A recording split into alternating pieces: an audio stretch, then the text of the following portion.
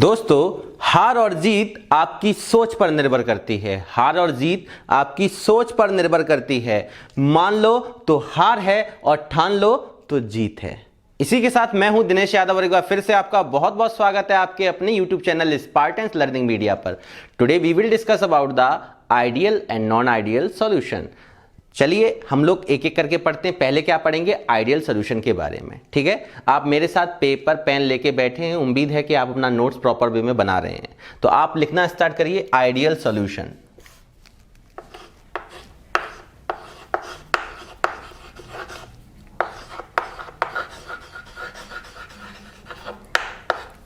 Ideal solution क्या होते हैं? ऐसे सॉल्यूशन जो कंसंट्रेशन और टेम्परेचर की प्रत्येक रेंज पर किसको फॉलो करें? राउल्स लॉ को। तो मेरे साथ आप लिखिए, द सॉल्यूशन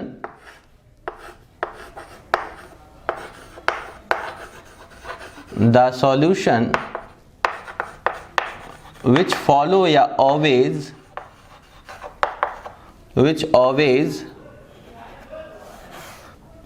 exactly या which always Raoult's law exactly at every range of concentration and temperature.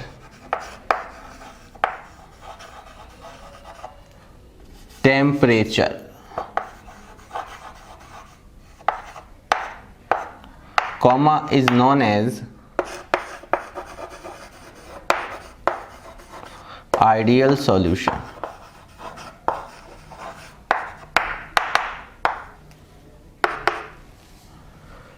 क्या मतलब है? ऐसा सॉल्यूशन जो राउल्स लॉ को फॉलो करे कंसंट्रेशन और टेम्परेचर की प्रत्येक रेंज पर। ठीक है, तो यहां पे राउल्स लॉ हम लोग पढ़ चुके हैं for volatile and non volatile. तो हम लोग क्या बोलेंगे? What is ideal solution? The solution which always और follows Raoult's law exactly at every range of concentration and temperature. ठीक है, कुछ इसेंशियल पॉइंट्स हैं जो आइडियल सॉल्यूशन शो करता है। उन पॉइंट्स को भी हम लोग एक एक करके देखते हैं। सबसे पहला पॉइंट,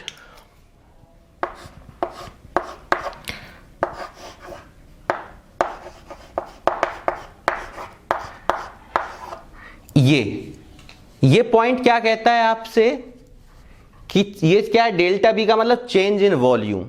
किसका? मिक्सचर का। जो सॉल्यूशन हम बना रहे हैं जिन कंपोनेंट्स को मिला के, तो change in volume of the solution या ऑफ द मिक्सचर ऑलवेज कैसा होना चाहिए? 0। इस चीज को समझ लें। इसका मतलब क्या होता है आप एक बार देख लें। जैसे मैंने इसका मतलब आप लिख सकते हैं, क्या लिख सकते हैं? That is total volume of solution is equal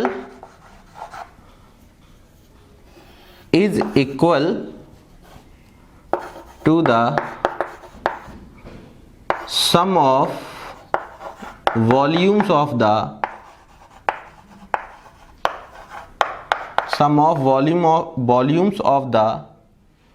components। मतलब क्या है कि जो कंपोनेंट्स का वॉल्यूम है वो वॉल्यूम ऑफ द सॉल्यूशन किसके इक्वल होना चाहिए? Volume of the solution always equal to the, for ideal solution क्या होना चाहिए? Volume, sum of the volume of the component. इसका मतलब क्या है? इसको भी डिटेल में समझते हैं थोड़ा सा। जैसे एक मैंने कंटेनर लिया, कंटेनर ये मान लो कंपोनेंट ए इसमें फिल किया हुआ, और कंपोनेंट ए जो है इसका वॉल्यूम मैं लेके चल रहा हूँ, सपोज करो 5 ml। मैंने दूसरा कंपोनेंट लिया, ठीक है, बी, और इसका मैंने वॉल्यूम ले लिया सपोज 5 ml। अब मैंने इनको मिलाया और एक सॉल्यूशन तैयार किया। जब ए और बी आपस में मिलेंगे तो ये मिक्सचर तैयार होगा। तो ये इसको इनमें मिला के क्या हमने तैयार किया? सॉल्यूशन। और सॉल्यूशन जब बना तो यहाँ पे सोचने वाली बात ये है कि यहाँ पे जो वॉल्यूम होगा जब ये आपस में मिलेंगे तो यहाँ पे जो इनका वॉल्यूम है वो कितना है 10 ml। आफ्टर मिक्सिंग वॉल्यूम क्या हुआ, जब हमने को डिसोल्यूशन कराया आपस में तो ये वॉल्यूम हुआ कितना 10 ml। तो अब मैं अगर आपसे पूछूं कि यहाँ पे आप एक चीज़ बताइए कि यहाँ पे अगर मैं छोटी सी बात पूछूं डेल्टा V कितना आएगा, तो आप क्या बोलेंगे, final volume minus initial volume, या मैं यूं बोलूं volume of the solution minus sum of the volume of the component. तो वॉल्यूम ऑफ द कंपोनेंट कितना है 5 ml प्लस 5 ml, इन दोनों का सम कितना हुआ 10। तो आफ्टर मिक्सिंग जो था और बिफोर मिक्सिंग जो था वो टोटल वॉल्यूम कितना हुआ, दोनों का डिफरेंस क्या आया 0। तो हम लोग यहां से बोल सकते हैं कि volume change of the mixture is equal क्या है, volume of the solution minus sum of the volume of the components. तो इन कंपोनेंट्स के वॉल्यूम का सम 10 हुआ, ठीक है, और सॉल्यूशन का वॉल्यूम भी 10 है, तो डिफरेंस क्या आया 0। इसीलिए हमने क्या लिखा हुआ है कि no change in volume for ideal solution. क्या बोल सकते हैं, नो चेंज इन वॉल्यूम। यहां पे लिख सकते हैं, क्या लिख सकते हैं, that is no change in volume. ठीक है, जो कंपोनेंट को हमने आपस में डिसॉल्व कराया एक दूसरे में, तो जो सॉल्यूशन का वॉल्यूम है उसका जो वॉल्यूम आया है वो उतना है जितना दोनों कंपोनेंट्स के वॉल्यूम का समेशन है। तो डिफरेंस क्या आएगा आपका 0। ठीक, नेक्स्ट पॉइंट, इसके लिए अगला पॉइंट देखते हैं। ये भी काफी अच्छा पॉइंट है कि यहाँ पे जो एंथैल्पी चेंज होता है मिक्सचर का वो भी कैसा होता है 0। Enthalpy change of the mixture is 0। इसका मतलब क्या हुआ, इसका मतलब है नो चेंज, या बोल सकते हैं that means neither heat is evolved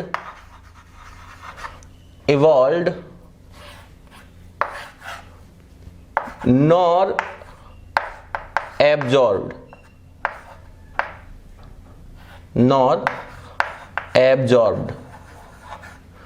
during dissolution. Dissolution के दौरान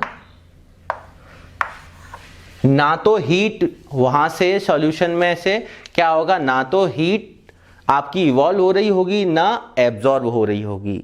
तो इसका मतलब है एंथैल्पी चेंज कैसा होगा 0। ठीक है, तो एंथैल्पी चेंज 0 का मतलब हुआ neither heat is evolved nor absorbed during dissolution. ठीक है, अगला पॉइंट इसमें और भी इंपॉर्टेंट है, जिस पॉइंट से आपके ये दोनों पॉइंट्स क्लियर हो जाएंगे और बेहतर तरीके से, उसको देखते हैं। यहां ध्यान रखना बेटा, मैं जो यूज करूंगा A for solvent component use करूंगा, ठीक है, जो हमेशा की तरीके से, और B for solute component use करूंगा। तो मैं अगर बात करूं इंटरमॉलिक्यूलर इंटरेक्शन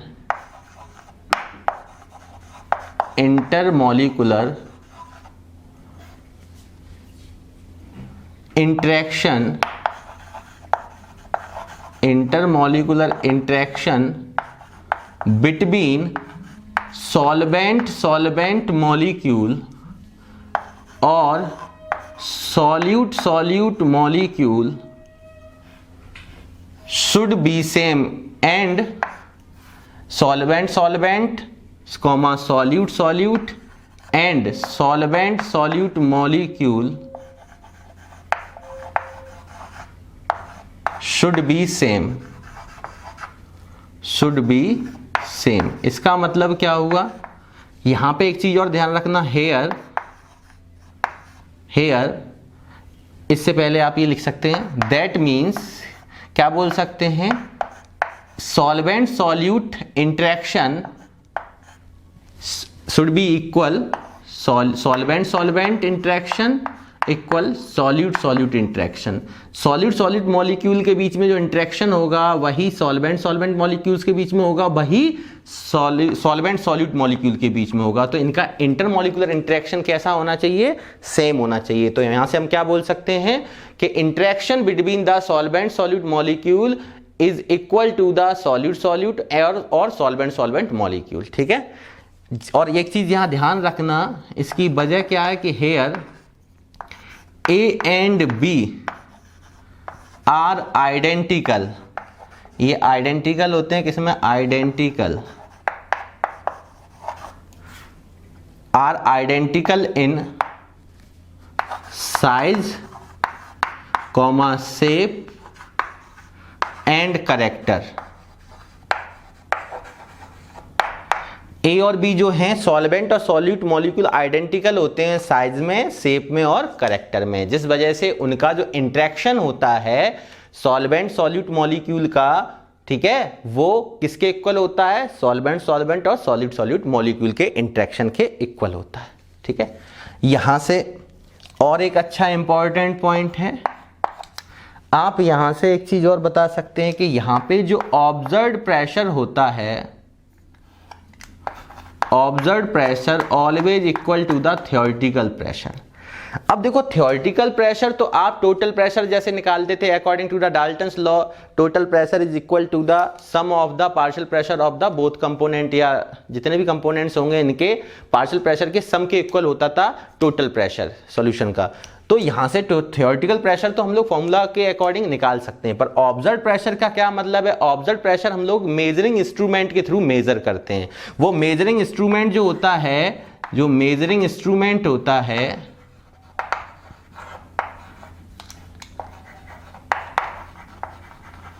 वो मेजरिंग इंस्ट्रूमेंट को हम लोग क्या बोलते हैं, सब लोग जानते हो, वेरोमीटर। क्या बोलते हैं, वेरोमीटर।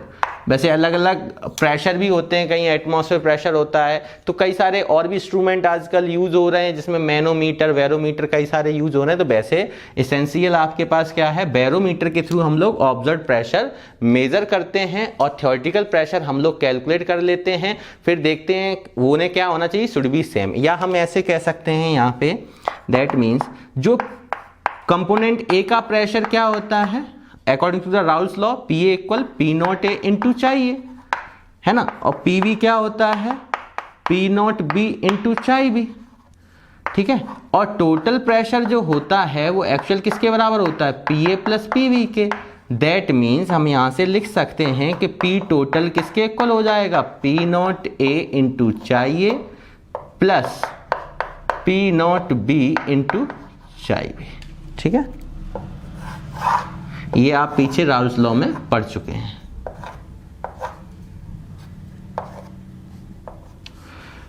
तो यहां पे ध्यान रखना, आइडियल सॉल्यूशन के लिए ये क्या करेगा, इसको फॉलो करना चाहिए, ऑब्जर्व्ड प्रेशर और theoretical pressure should be same.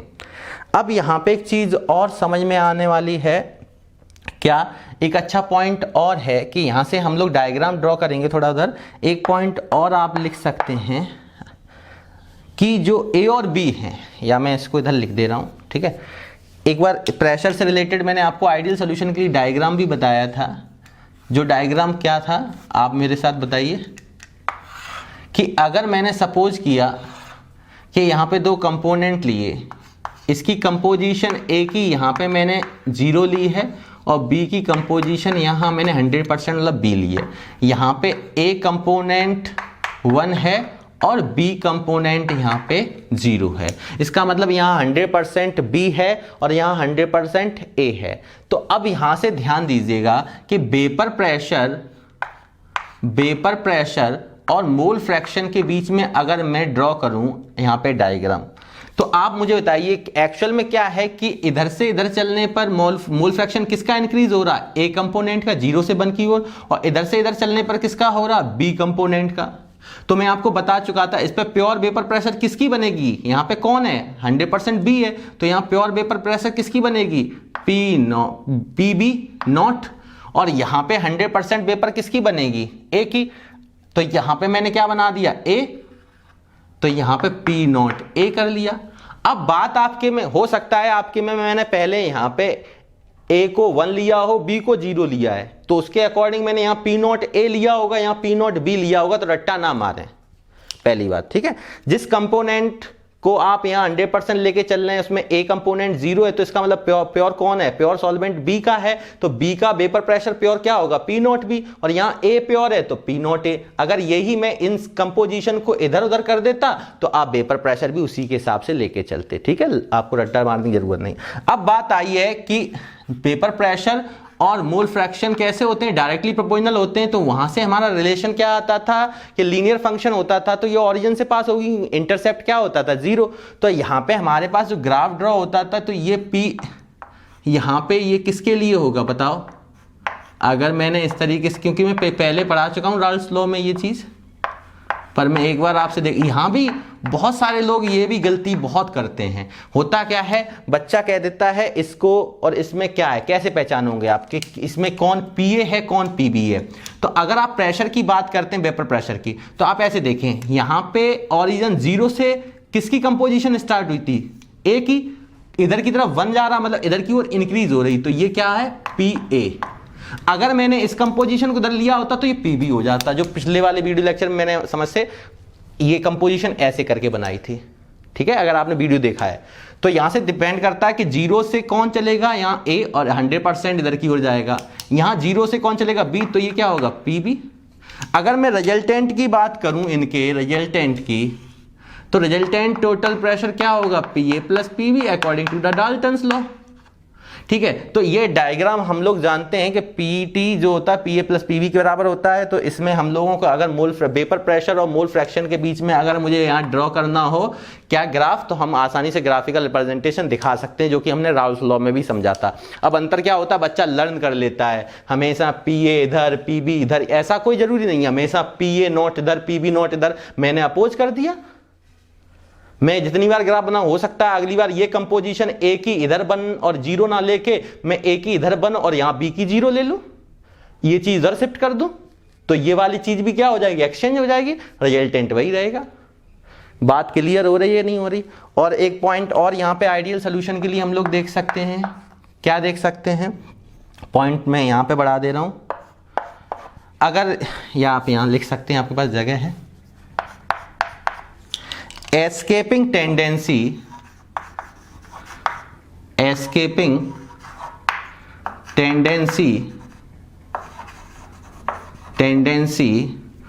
of both component A and B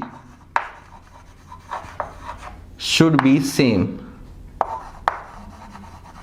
in liquids and in solution, ठीक है। इनकी एस्केपिंग टेंडेंसी, एस्केप होने की टेंडेंसी दोनों के वोलेटाइल होंगे तो दोनों के वेपर बनने की टेंडेंसी कैसी होगी, सेम, क्योंकि दोनों में इंटरमोलिकुलर इंटरेक्शन कैसा है, सिमिलर।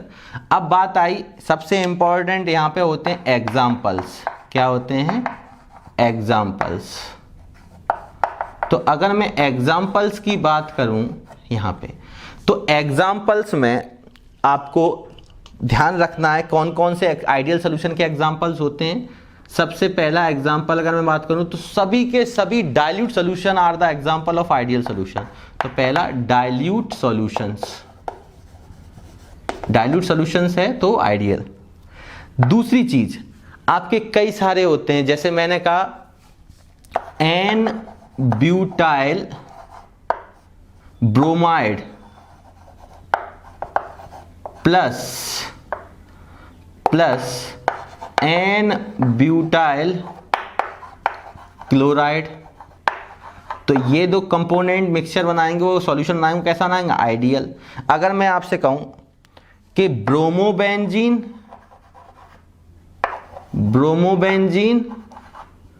प्लस क्लोरोबेंजीन, मैं यहां प्लस लगा दे रहा हूं, प्लस क्लोरोबेंजीन, तो ये एग्जाम्पल किसके होंगे आपके, ये भी एग्जाम्पल किसका होगा, इन दोनों के थ्रू जो भी मिक्स सॉल्यूशन तैयार होगा इन दोनों कंपोनेंट्स के थ्रू, वो भी कैसा होगा, आइडियल। और कौन से हो सकते हैं आपके आइडियल सॉल्यूशन, जैसे बेंजीन एंड टॉयलिन। फॉर एग्जाम्पल मैं इस एग्जाम्पल इधर की ओर ले आ रहा हूं, ठीक है ना, बेंजीन प्लस टॉयलिन, ये भी क्या बनाएगा, एक आइडियल सॉल्यूशन। तो डाइल्यूट सॉल्यूशन हो गए N butyl bromide, N butyl chloride हो गया, ब्रोमोबेंजीन क्लोरोबेंजीन हो गया। ऐसे ही आप और भी लिख सकते हैं, N hexane normal hexane and normal heptane and many more, कई सारे एग्जाम्पल हो सकते हैं। सर वो तो बात ठीक है, होता क्या है कभी कभार हमें दे देता है कंपोनेंट्स दे देगा, कहेगा ये दोनों दे दिए ब्रोमोबेंजीन प्लस क्लोरोबेंजीन, ये आइडियल सोल्यूशन देंगे या नॉन आइडियल सोल्यूशन देंगे, तो आपको वहाँ पहचानना होगा। तो आप अगर लर्न करेंगे एक्चुअल में विदाउट प्रैक्टिकल तो हम ये चीज़ चेक नहीं कर सकते कि डेल्टा बी मिक्सचर जीरो होना चाहिए, डेल्टा एच मिक्सचर जीरो होना चाहिए, इंट्रैक्शन सेम होना चाहिए सॉल्यूट सॉल्यूट का सॉल्वेंट सॉल्वेंट के साथ और सॉल्यूट सॉल्वेंट के साथ। तो यहाँ पे क्या होता है, हम थोड़ा सा एक जुगाड़ यूज कर लेते हैं, ठीक है। कैसे कि डाइल्यूट सोल्यूशन के साथ साथ इसको तो आप लोग ध्यान रखेंगे डाइल्यूट सॉल्यूशन। अब होता क्या है कि आप देखेंगे कि इनमें कैरेक्टरिस्टिक सेम होती है, सबसे पहली बात आइडियल सॉल्यूशन की, और साइज सेम होता है, ये अभी आप पढ़ चुके थे। तो यहाँ पे देखो ब्यूटाइल ब्यूटाइल भी मिल रहा है, दूसरी बात आपके ब्यूटाइल ब्यूटाइल का मतलब क्या है, 4 कार्बन की चेन। तो यहाँ पे नॉर्मल ब्यूटाइल सिमिलर अगर ग्रुप मिल रहा है तो ये आइडियल शो करेगा। ऐसे ही देखो ब्रोमोबेंजीन क्लोरोबेंजीन, तो यहाँ बेंजीन बेंजीन आपको मिल गया, कैसा आइडियल। अब मैं बेंजीन और टॉयलिन में सर कुछ नहीं मिल रहा, नाम पे ना जाइए, जब नाम पे ना मिले तो बेंजीन क्या होता है एक्चुअली आपके पास बेंजीन C6H6 और टॉयलिन आपका क्या होता है, आपके पास एक हाइड्रोजन रिप्लेस होकर CH3 लग जाता है। तो इसमें कॉमन क्या है, ये एरोमेटिक रिंग। तो ये भी कैसा है, नॉर्मल हेक्सेन, ये 6 कार्बन की चेन है, ये 7 कार्बन की चेन है, पर एन दोनों में मिल रहा है, मतलब दोनों एल्केन हैं, तो ये भी क्या है, सिमिलरिटीज है। जब आपको सिमिलरिटी कैरेक्टर में कहीं ना कहीं किसी दोनों के नाम में कहीं ना कहीं आपको सिमिलरिटी दिख जाए तो आप क्या पहचान लेंगे कि these solutions are ideal solution. तो कंपोनेंट्स को देख के आप आइडियल सॉल्यूशन की उम्मीद है कि आप उनको पहचान सकते हैं, ठीक है। एक बार आप स्क्रीनशॉट ले लें जल्दी से, मैं रफ करने जा रहा हूं। और हाँ, रफ करने से पहले मैं आपको पॉइंट क्लियर करना चाह रहा था, जल्दी से देखें। अभी मैंने कहा था इन पॉइंट्स को हम यहां से इंपॉर्टेंट पॉइंट से क्लियर कर सकते हैं, कैसे, सोचने वाली बात है। तो उसके लिए मुझे रफ तो करना ही पड़ेगा, ठीक है। आप इसको अगर स्क्रीनशॉट ले चुके हैं तो मैं इसको रफ कर दे रहा हूं, थोड़ा सा इधर वाला पार्ट रफ कर दे रहा हूं मैं, ये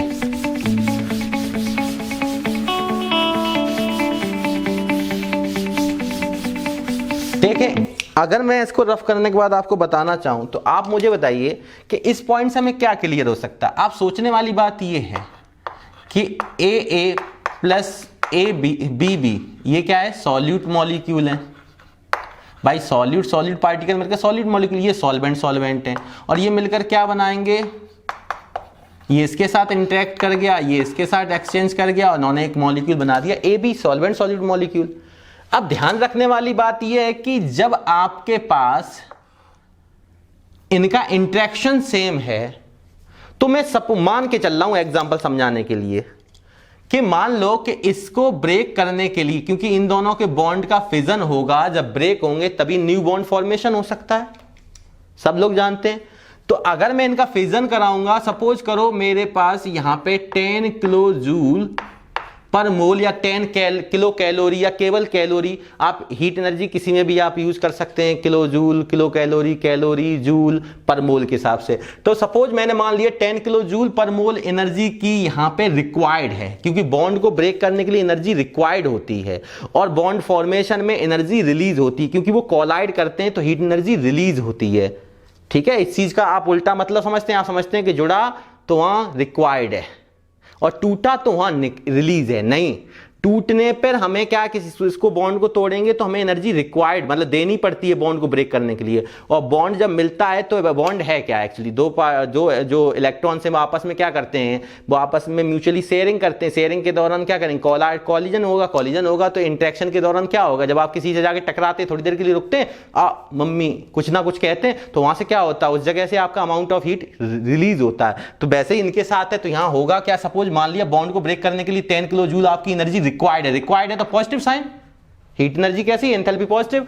और यहां भी अगर मान लो सेम इंटरेक्शन है, दोनों के बॉन्ड सेम हैं, तो यहां भी 10 किलो जूल का आपको रिक्वायर्ड है बॉन्ड को ब्रेक करने के लिए। अब यहां बॉन्ड इंटरेक्शन सेम होने की वजह से, यहां पे जो इंटरेक्शन सेम होने की वजह से यहाँ पे जो रिलीज होगी एनर्जी, क्योंकि जब बॉन्ड बनेगा ए बी के बीच में, ए बी और ए बी के बीच में, तो यहाँ एनर्जी जो रिलीज होगी वो भी सेम अमाउंट में होगी। सेम अमाउंट में क्यों होगी? क्योंकि ए बी और ए और बी का इंटरेक्शन कैसा है? सेम इंटरमोलिकुलर फोर्स दोनों के सबके सेम लग रहा है, तो यहाँ पे भी क्या होगा? 10 किलो जूल।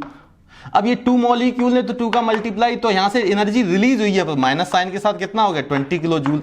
अगर मैं डेल्टा एच की बात करूं यहां से मिक्सचर के, तो यहां से एक्चुअली क्या होगा आपके पास? फाइनल और इनिशियल को देखो, ये क्या है? -20 किलो जूल। और यहां पे इनिशियल में क्या है आपके पास? अगर मैं इनकी बात करूं तो ये टोटल कितना है? रिक्वायर्ड कितना है? 20 किलो जूल।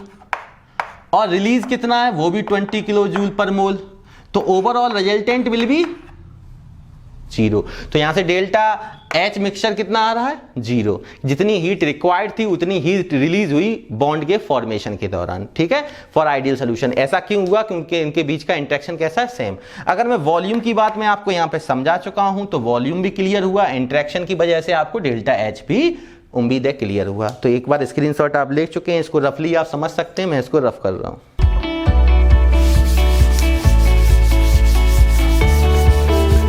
एग्जाम्पल्स भी आपको उम्मीद है कि समझ में आ गए होंगे।